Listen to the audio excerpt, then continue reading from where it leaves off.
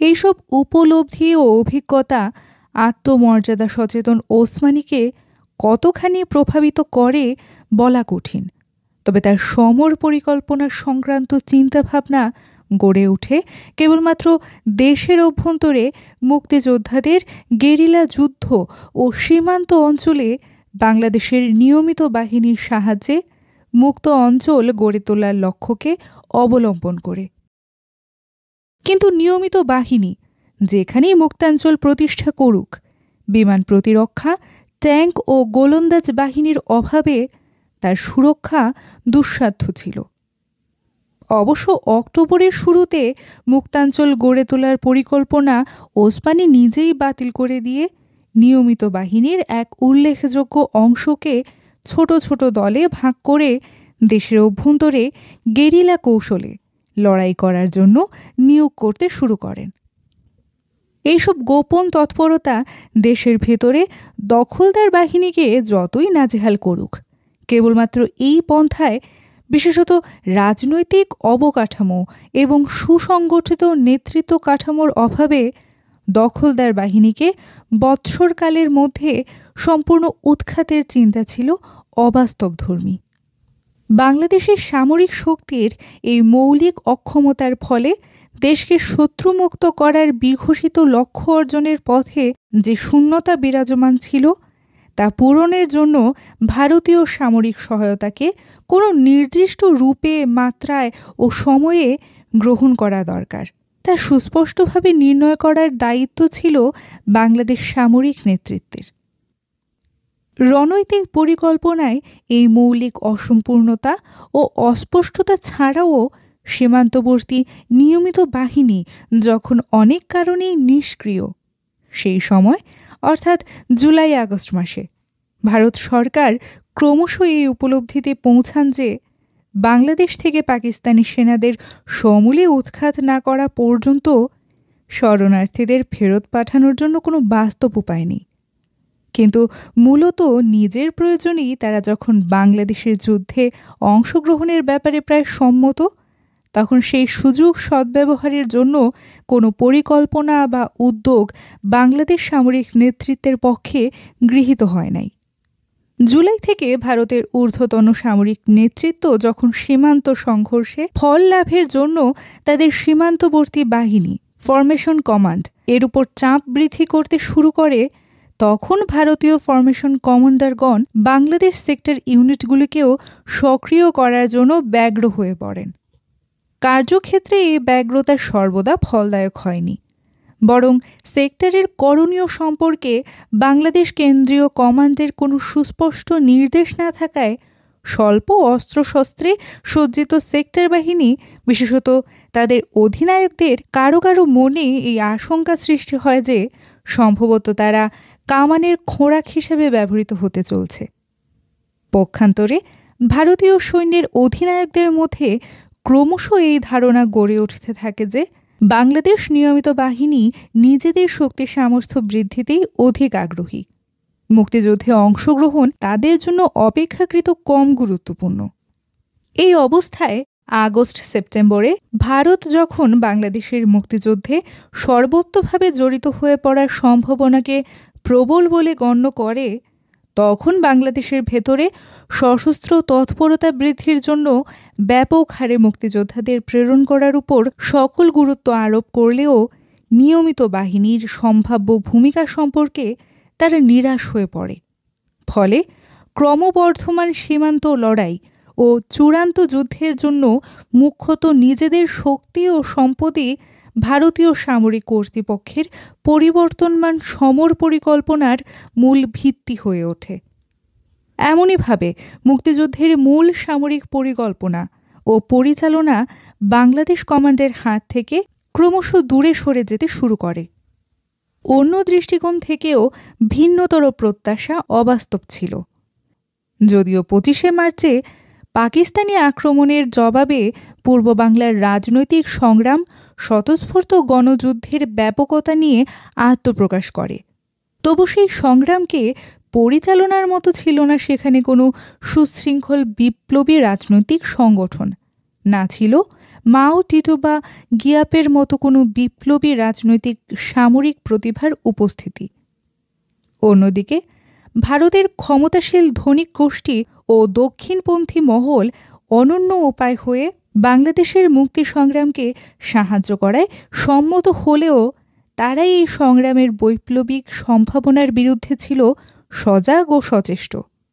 এই অবস্থায় তবুও চলে তাজউদ্দিনের নেতৃত্বে আওয়ামী লীগের বামপন্থী অংশ উদ্ভূত বৈপ্লবিক পরিস্থিতি এবং তার ভূরাজনৈতিক বৈশিষ্ট্য ও সীমাবদ্ধতা সম্পর্কে মোটামুটি সঠিক পরিমাণে সক্ষম হন।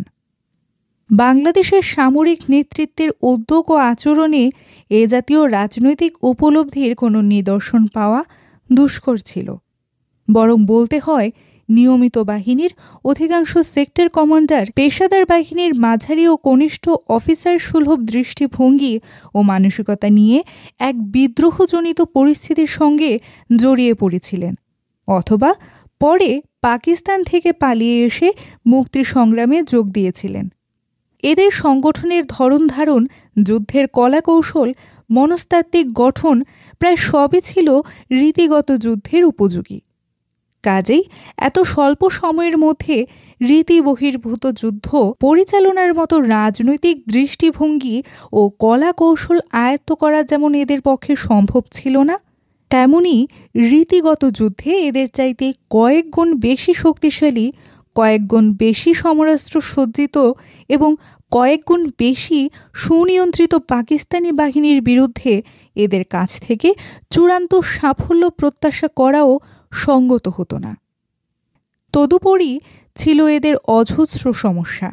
কমান্ড, যোগাযোগ ও সরবরাহের পূর্বোল্লিখিত সমস্যাবলী বাদেও অফিসারের স্বল্পতাজনিত সমস্যা ছিল খুবই তীব্র। বিপুল সংখ্যক মুক্তিযোদ্ধা প্রশিক্ষণ, দেশের অভ্যন্তরে প্রেরণ এবং তাদের সাথে ন্যূনতম যোগাযোগ রক্ষার প্রয়োজন তাদের সমস্যার কলেবর বৃদ্ধি করে। এরপরেও তাদের উপর দায়িত্ব পড়ে নিয়মিত বাহিনীর আয়তন দ্রুতগতিতে বৃদ্ধি করা। জুলাই মাসে মেঘালয়ের তুরা অঞ্চলে 1 ইবি, 3 ইবি ও 8 ইবি এই 3 ব্যাটালিয়নের সমবায়ে জিয়াউর রহমানের নেতৃত্বে যে ব্রিগেড গঠনের সিদ্ধান্ত করা হয় তার মূল পরিকল্পনা ছিল কর্নেল ওসমানীর। শুরুতে সবকটি ব্যাটালিয়নের লোকবল ছিল কম। ত্রিপুরা রাজ্যে 2টি পৃথক সেক্টরের একটিতে মেজর শফিউল্লাহ ছিলেন 2 ইবির দায়িত্বে এবং খালেদ মোশাররফ 4 ইবির দায়িত্বে। এই 3 জনের কারোরই একক দায়িত্বে ব্যাটালিয়ন পরিচালনার কোনো পূর্ব অভিজ্ঞতা ছিল না। এই 5টি ব্যাটালিয়নের প্রতিটিরই সৈন্য সংখ্যা প্রয়োজনীয় লোকবলের তুলনায় ছিল অনেক কম, কোনো কোনো ক্ষেত্রে 1/3 কম।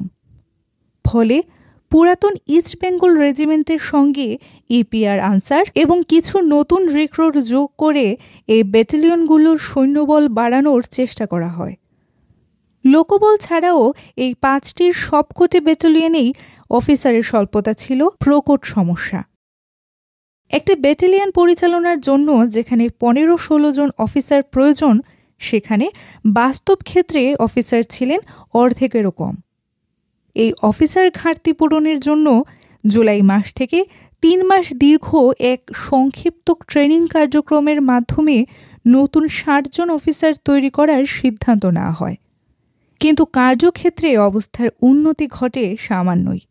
কেননা তুরা ব্রিগেড গঠনের পরপরই ত্রিপুরার অপর 2 সেক্টর থেকে জেড ফোর্সের অনুরূপ 2টি ব্রিগেড তথা কে ফোর্স এবং এস ফোর্স গঠনের জন্য তীব্র চাপ সৃষ্টি হয়।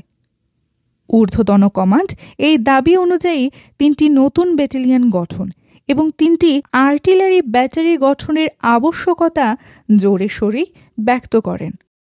এইসব দাবির প্রেক্ষিতে আগস্ট-সেপ্টেম্বর মাসে বাংলাদেশ সরকার এইসব নতুন সংযোজনের প্রশিক্ষণ ও অস্ত্রসজ্জিতকরণে সহায়তা লাভের জন্য পুনরায় ভারত সরকারের দ্বারস্থ হন।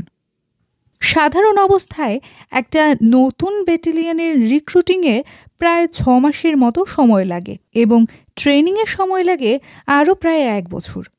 সেখানে মাত্র 2 মাসের মধ্যে নতুন 3টি ব্যাটালিয়ন রিক্রুট ও যুদ্ধ উপযোগী করে তোলার পরিকল্পনা অত্যন্ত অবাস্তব ছিল। ফলে নভেম্বরের মাঝামাঝি যখন এই 3 ব্যাটালিয়নকে সম্পূর্ণ প্রস্তুত করার কথা, তখন বাস্তব ক্ষেত্রে এক বিশৃঙ্খল অবস্থা বিরাজ করতে দেখা যায়। খালেদ মোশাররফের উপর দায়িত্ব ছিল 10 ইবি ও 11 ইবি গঠনের। 15ই নভেম্বর নাগাদ 10 ইবির জন্য প্রায় 700 এবং 11 ইবির জন্য 700 জনের কিছু বেশি সৈন্য হাজির করা হয়। 9 ইবি গঠনের দায়িত্ব ছিল শফিউল্লাহর উপর, কিন্তু 15ই নভেম্বরে পাওয়া গেল সম্ভবত 300 জনের মতো সৈন্য। সিলেট জেলা থেকে বাকিদের সংগ্রহ করে আনার প্রতিশ্রুতি ওসমানী স্বয়ং দিয়েছিলেন। সিলেটের শত্রু অধিকৃত এলাকা থেকে বাকিদের হাজির করা হলো 20 নভেম্বরের মধ্যে, কিন্তু দেখা গেল তাদের বেশিরভাগই প্রায় আনাড়ি। এই 3টি ব্যাটালিয়ন গঠন করার ফলে মুক্তিযুদ্ধ সবিশেষ সাহায্যপ্রাপ্ত হয়েছে এমন দাবি করার উপায় নেই, বরং একের পর এক এইসব অতিরিক্ত দায়িত্ব পালন করতে গিয়ে অধিকাংশ সেক্টর অধিনায়কেরই যতটুকু বা লড়াইয়ের ক্ষমতা ছিল তা নিঃশেষিত হতে থাকে। দেশকে শত্রুমুক্ত করার কোনো সামগ্রিক পরিকল্পনার অংশ হিসেবে নয়, অথবা কোনো নির্দিষ্ট সময়সীমার মধ্যে আক্রমণ ধারাকে উন্নত করে মুক্তিযুদ্ধের মূল শক্তি হিসেবে নিজেদের প্রতিষ্ঠিত করার জন্য নয়, বরং প্রতীয়মান হয় প্রধানত নিজেদের শক্তি বৃদ্ধির তাগিদেই নিয়মিত বাহিনীর আয়তন ক্রমান্বয়ে বৃদ্ধি করা হয়েছে। তুরায় প্রথম ব্রিগেড গঠনের সিদ্ধান্ত কতখানি যুক্তিসঙ্গত ছিল তা পর্যালোচনা করলে অবস্থাটা আরও কিছু পরিষ্কার হয়। জুলাই মাসে জিয়াউর রহমানের নেতৃত্বে এই ব্রিগেড গঠনের পেছনে 3 ধরনের চিন্তা পাশাপাশি বিরাজমান ছিল। ওসমানীর পরিকল্পনা ছিল এই ব্রিগেডের সাহায্যে সীমান্তের নিকটবর্তী কোনো বড় এলাকা শত্রু মুক্ত করে বাংলাদেশ সরকারের জন্য একটি নিরাপদ অবস্থান অঞ্চল গড়ে তোলা। দ্বিতীয়ত, বাংলাদেশকে আংশিক বা পুরোপুরিভাবে শত্রুমুক্ত করার জন্য ভারতীয় সেনাবাহিনীর প্রত্যক্ষ সহযোগিতা যদি সত্যিই পাওয়া যায়, তবে সে আক্রমণের পুরো ভাগে বাংলাদেশের অনন্য একটি নিয়মিত ব্রিগেড রাখা আবশ্যক বলে বাংলাদেশের নেতৃত্বের অনেকেই মনে করতেন। তৃতীয় চিন্তা ছিল স্বাধীনতা উত্তরকালে প্রয়োজনে সেনাবাহিনীকে সম্প্রসারিত করার। প্রত্যেকটি চিন্তা অবশ্য ছিল বিতর্কমূলক। প্রথমটি তো বটেই। সেপ্টেম্বর মাসের শেষে মুক্তিযুদ্ধের বাস্তব পরিস্থিতি পর্যালোচনা করে প্রধান সেনাপতি ওসমানী নিজেই তার ওপস প্ল্যানে এই সিদ্ধান্তে পৌঁছান যে কাজের জন্য ব্রিগেড গঠন করা হয়েছিল তা অর্জনের ক্ষেত্রে এ যাবৎ ব্রিগেডকে ব্যবহার করা যায়নি এবং অদূর ভবিষ্যতেও করা যাবে বলে মনে হয় না। পরিবর্তিত পরিকল্পনায় ওসমানী তাই স্থির করেন, বর্তমানে যেহেতু ব্রিগেড ও ব্যাটালিয়নের উপযোগিতা অতি নগণ্য, সেহেতু নিয়মিত বাহিনীকে বরং কোম্পানি বা প্লেটুন গ্রুপে বিভক্ত করে দেশের অভ্যন্তরে গেরিলা তৎপরতার জন্য নিয়োগ করা উচিত। অথচ এর মাত্র 2 সপ্তাহ আগে আরও 2টি ব্রিগেড গঠনের জন্য সম্পূর্ণ নতুন 3টি ব্যাটালিয়ন গঠন ও প্রস্তুতি করার কাজ তার জোরালো সমর্থনের ফলেই শুরু হয়ে গেছে। কাজেই এ কথা বলার উপায় নেই যে বাংলাদেশের নিয়মিত বাহিনীর সম্প্রসারণ মুক্তিযুদ্ধের কোনো সুচিন্তিত রণনৈতিক পরিকল্পনার অংশ হিসেবে সম্পন্ন হয়েছিল। যে কারণেই এই সম্প্রসারণের সিদ্ধান্ত গৃহীত হয়ে থাকুক, তাকে কার্যকর করতে গিয়ে অন্তত কয়েকটি অঞ্চলের সেক্টর অধিনায়কদের লড়াইয়ের ক্ষমতা ক্রমাগত হ্রাস পায়। কেবলমাত্র ভরসা ছিল এই যে আলোচ্য সময়ে দেশের অভ্যন্তরে মুক্তিযোদ্ধা হিসেবে সশস্ত্র ছাত্র ও তরুণদের বিকাশ ঘটতে থাকে আশাব্যঞ্জকভাবে। গোপন আক্রমণের নিত্য নতুন কৌশলে মুক্তিযোদ্ধাদের একটি অংশ পাকিস্তানি সেনাদের গর্বিত মনোবল ও শৌর্যের দম্ভকে ক্রমাগত আঘাত করে যেতে থাকে। পাকিস্তানের সমরোত্তর সৈনিকরা সীমান্তে ও অভ্যন্তরে ক্রমশ শ্রান্ত ও হতোদ্যম হয়ে উঠতে থাকে মুক্তিযোদ্ধাদের অদৃশ্য আঘাতে আঘাতে। কিন্তু ব্যাপক সংখ্যায় মুক্তিযোদ্ধাদের প্রশিক্ষণ ও অস্ত্রসজ্জিতকরণ যেসব রাজনৈতিক ও আন্তর্জাতিক শক্তি সমাবেশের ফলে সম্ভব হয়েছিল, পুনরায় সে আলোচনায় ফিরে যাওয়া যায়। অধ্যায় 9, জুলাই আগস্ট। জুলাইয়ের প্রথম সপ্তাহে কিসিঞ্জারের ভারত সফর এবং দ্বিতীয় সপ্তাহে ইসলামাবাদ হয়ে তার গোপন চীন পরিক্রমার সংবাদ 15-16 জুলাই প্রচারিত হওয়ার অব্যাহতির পর এইসব ঘটনার সম্মিলিত প্রতিক্রিয়ার পরিমাপ ও উদ্ভূত পরিস্থিতি নিয়ে আলাপ আলোচনার উদ্দেশ্যে তাজউদ্দিন আমাকে দিল্লি যেতে বলেন। 6 সপ্তাহের ব্যবধানে দিল্লির আবহাওয়া বহুলাংশে পরিবর্তিত। কিসিঞ্জারের গোপন পিকিং সফর এবং 1972 সালে প্রেসিডেন্ট নিক্সনের চীন সফর সংক্রান্ত ঘোষণার পর উপমহাদেশের উপর তার সম্ভাব্য প্রভাব বিবেচনা করে দক্ষিণ ও বাম নির্বিশেষে দিল্লির ক্ষমতার অলিন্দ তখনও ক্ষুব্ধ, বিরক্ত, চিন্তিত, সন্দিহান অথবা উত্তেজিত। এক প্রত্যাশিত ভালো সংবাদ পাওয়া গেল 19 জুলাই সন্ধ্যায়। PN হাকসার আমাদের পূর্ববর্তী আলোচনার সূত্র ধরে যথাশীঘ্র বাংলাদেশের রাজনৈতিক দলগুলির ঐক্যফ্রন্ট গঠনের প্রয়োজনীয়তা উল্লেখ করেন এবং এই প্রসঙ্গে জানান, সোভিয়েত ইউনিয়নের সঙ্গে শীঘ্রই তাদের এক বড় রকমের সমঝোতা আশা করা যায়। পরদিন 20 জুলাই কলকাতা ফিরে প্রধানমন্ত্রী তাজউদ্দিনকে সংবাদটি দেওয়ার পর এই বিষয়ে আলোচনাকালে আমরা উভয়ই পরিস্থিতির এক গুণগত উন্নতির সম্ভাবনা সম্পর্কে একমত হই।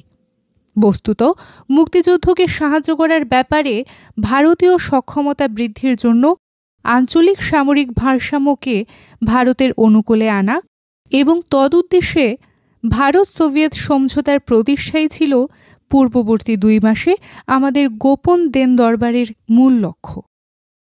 অব্যাহত শরণার্থীর স্রোত, উদ্ভূত সংকটে রাজনৈতিক মীমাংসার প্রশ্নে পাকিস্তানি অনমনীয়, পাকিস্তানের মধ্যস্থতায় কিসিঞ্জারের চীন সফর এবং সম্ভাব্য চীনা আক্রমণের বিরুদ্ধে ভারতের সীমান্ত রক্ষায় পূর্বতন মার্কিন প্রতিশ্রুতির প্রত্যাহার হওয়ার ফলে আমাদের সেই প্রচেষ্টা অসামান্যভাবে সাহায্যপ্রাপ্ত হয়।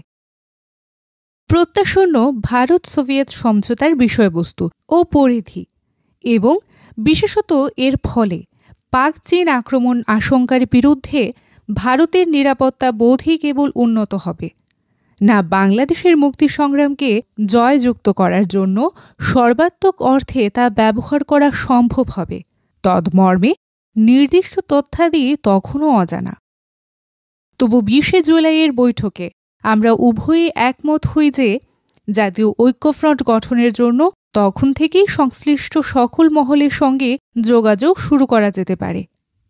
জুলাইয়ের প্রথম সপ্তাহে অনুষ্ঠিত শিলিগুড়ি সম্মেলনে মন্ত্রিসভার অনুসৃত নীতি সম্পর্কে গণপ্রতিনিধিদের সর্বসম্মত আস্থা অর্জনের দরুন তাজউদ্দিন স্বভাবতই মনে করেন মন্ত্রিসভার সিদ্ধান্তের ভিত্তিতে ঐক্যফ্রন্ট গঠন করায় কোনো বাধা নেই। তবে প্রত্যাশিত ভারত সোভিয়েত চুক্তি সরকারিভাবে জ্ঞাত হওয়ার পরেই এই বিষয়ে মন্ত্রিসভার অনুমোদন লাভের প্রচেষ্টা ফলপ্রসূ হওয়া সম্ভব। এ প্রসঙ্গে মন্ত্রিসভার প্রত্যেক সদস্যের মনোভাব আলাদা আলাদাভাবে পর্যালোচনা করে দুজনের সম্ভাব্য প্রতিক্রিয়া সম্পর্কে তিনি কম বেশি উদ্বেগ প্রকাশ করেন। কম অস্থায়ী রাষ্ট্রপতি সৈয়দ নজরুল ইসলামের সম্পর্কে এবং বেশি পররাষ্ট্রমন্ত্রী খন্দকার মোস্তাক আহমেদ সম্পর্কে। সাধারণভাবেই এরূপ মোর্চা গঠনের প্রস্তাব আওয়ামী লীগের অনেকের কাছেই তখনও যথেষ্ট অপ্রিয়।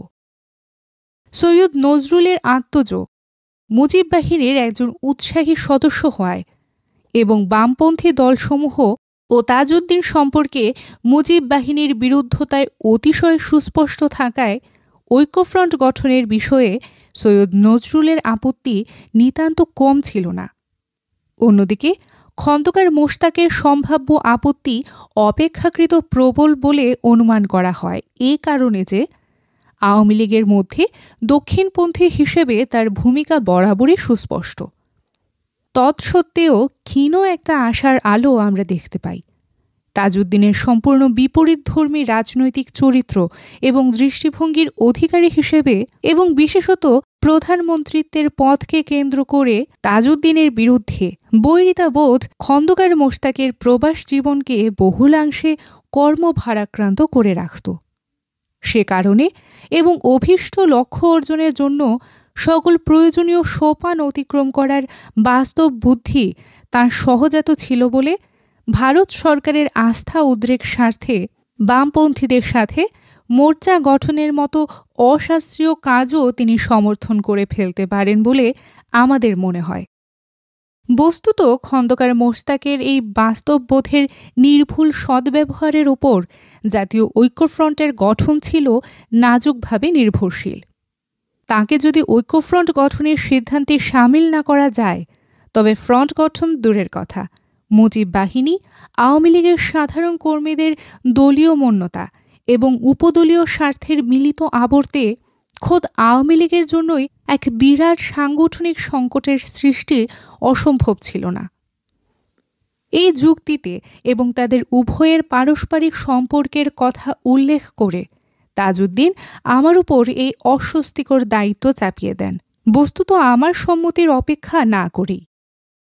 এদিকে ঠিক একই সময়ে অর্থাৎ জুলাইয়ের তৃতীয় সপ্তাহ থেকে প্রেসিডেন্ট নিক্সনের উপমহাদেশীয় নীতি নানাবিধ স্তরে উন্মোচিত হতে শুরু করে, যেগুলো কার্যকর হলে বাংলাদেশের সদ্যপ্রসূত স্বাধীনতা সম্ভবত সূতিকাগৃহেই নিশ্চিহ্ন হতো। বস্তুত পরবর্তীকালে প্রকাশিত তথ্যাদি থেকে দেখা যায়, পূর্ব বাংলার মানুষের নির্বাচনী রায় সামরিক পন্থায় নৎসাৎ করার জন্য জানুয়ারি থেকে পাকিস্তানি জান্তা যে প্রস্তুতি চালিয়ে যাচ্ছিল সে সম্পর্কে যুক্তরাষ্ট্র অনেক কিছুই অবহিত ছিল এবং এ ব্যাপারে আপত্তি না করিয়ে পরোক্ষভাবে জান্তাকে সমর্থন করে যাওয়াই তাদের সরকারি নীতি ছিল। মার্চে শেখ মুজিবের সঙ্গে মার্কিন রাষ্ট্রদূতের কয়েক দফা বৈঠকের ঘটনা থেকেও অনুমান করা যায় যে এই সময়ে যুক্তরাষ্ট্রের ভূমিকা সম্পূর্ণ নিষ্ক্রিয় ছিল না।